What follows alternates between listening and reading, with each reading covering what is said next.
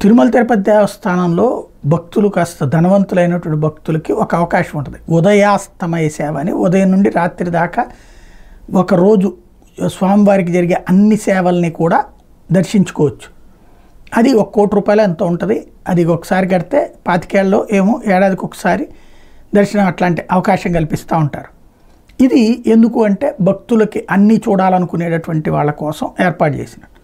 ఇప్పుడు చంద్రబాబు గారు తనని నమ్ముకున్నటువంటి వాళ్ళకి, తన కోసం కష్టపడ్డటువంటి వాళ్ళకి, విదేశాల్లో ఉంటూ ప్రత్యేకించి ఉద్యోగాన్ని పక్కన పెట్టి ఒక 5-6 నెలల పాటు కొంతమంది ఎన్ఆర్ఐలు ఆనాడు బాబు గారి కోసం పనిచేశారు ఎలక్షన్స్ ముందు.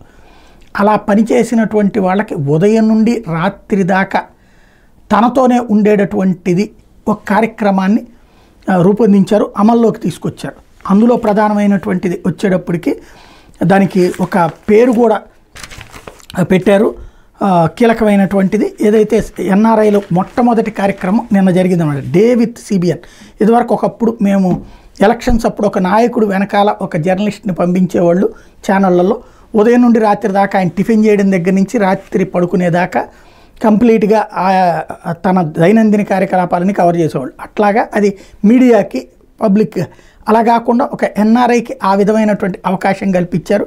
నిన్న ఉన్నం నవీన్ అనేటటువంటి ఎన్ఆర్ఐకి అవకాశం కల్పించారు. ఇక ఆ పైన రాబోయే రోజుల్లో ప్రతి వారానికి ఒకళ్ళకి ఇట్లాంటి అవకాశం కల్పించడానికి ప్రిపేర్ అవుతున్నారు.